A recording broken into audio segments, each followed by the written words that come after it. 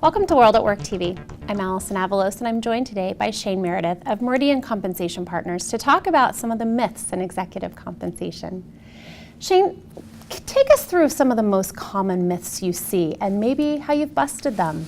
Sure. So one of the most common myths that we hear in executive compensation is that there's nobody just like us, so there's no true comparable.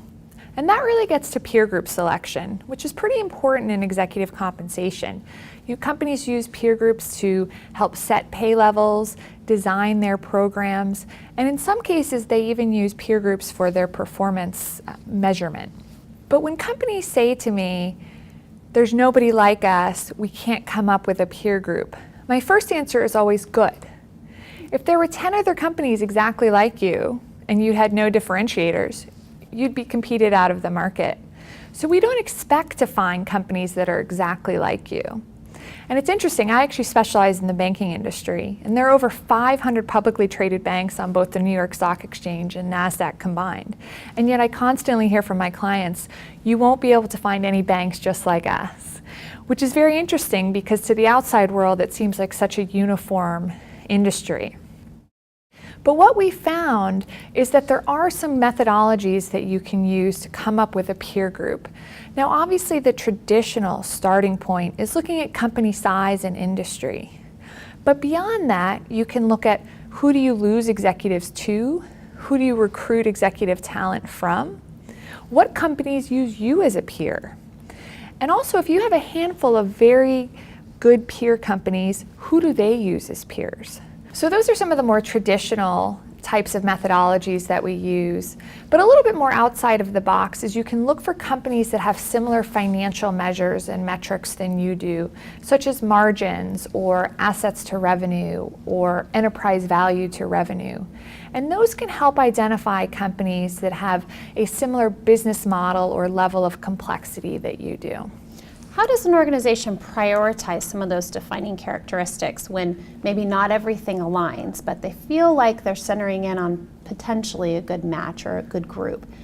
Anything there that we can learn from in terms of what they should be focusing on? The important thing to understand when you're developing a peer group is not every company that ends up in the final group is going to meet every characteristic or every trait that you're looking for. What you're trying to do is develop a group that is robust and statistically is going to provide you with some valuable reference data. And I intentionally use the term reference data because that's all peer groups really do.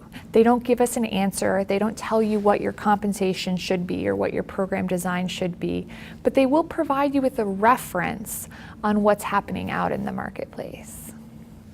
So what if a company cannot come to consensus on a peer group? That's a great question. So that is actually a very rare situation that we come across. As I said, the myth that you can't find a comparable group of companies is definitely been debunked. We can certainly come up with a peer group in most instances, as I said, that is statistically significant and robust. But in very rare cases, if a company cannot come to consensus on a peer group, if management can't get behind it and the compensation committee can't get behind it, then we just recommend not using a peer group. And so I always think there's almost two myths embedded in this one. And the second myth being that a peer group is required in executive compensation. It's not actually a requirement. So in certain rare cases, if people can't get behind the peer group, if they don't believe in the peer group, they're not going to believe in the data that comes out of it. So in those instances, we recommend not using a peer group. We can use general industry survey data and market prevalence data as needed. So what would be the next most common myth you see in executive compensation? So another common myth is that our compensation programs always need to keep up with emerging trends. Or stated another way, we should always be tinkering with and updating our plans. But my answer to that is always, if it ain't broke, don't fix it. And I think a really good illustration of that we see is Meridian Compensation Partners does a study each year of 250 companies across various industries. And in our 2011 study, we found that 26% of companies use TSR as a performance measure in their long-term incentive plan.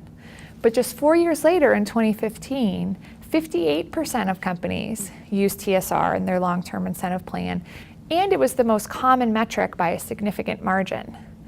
So the question is, did 30% of companies in that study wake up one day and say, our incentive plan's broken, it's not working? Or were they just trying to follow this emerging trend and this fad? So are you suggesting more of a set it and forget it? I imagine these plans still need to be cared for, looked at, and examined, but maybe that tendency to do what we've always done and constantly touch it is maybe not the most appropriate direction to go. Yeah, no, that's a great question. You certainly don't want to set it and forget it. You should be looking at your plan and assessing your plan every year. But you're not looking to change it for change's sake or to keep up with what's happening necessarily in the market or in your peer group. The only good reasons to change your incentive program design or your compensation program design is if it's not enabling you to attract, retain, and motivate your top talent, or you're finding that there's a disconnect between your pay and performance. There's no reason to change for change's sake. Again, if it ain't broke, don't fix it. And I know, Shane, you've talked about a variety of other myths, but quickly, if an organization becomes aware of something that is in fact a myth, but perhaps something they've been operating based on, any suggestions for how they start to pick that apart and maybe try to reorient based on some of your findings and your suggestions? Yeah, so I think the most important thing and the bottom line that we always get back to is you have to do what's right for your company, your executives, and your business strategy. If you reset to that standard of what is best for our company, what's going to align best with our business strategy, you will get to the right answer of what's the right thing to do. And sometimes you have to shut out the market data and what's happening in your peer group and what's happening in the market and what are shareholders saying and what is ISS saying or proxy advisory firms, and really get back to what's going to be the best thing for us. Thanks, Shane. For World at Work TV, I'm Allison Avalos.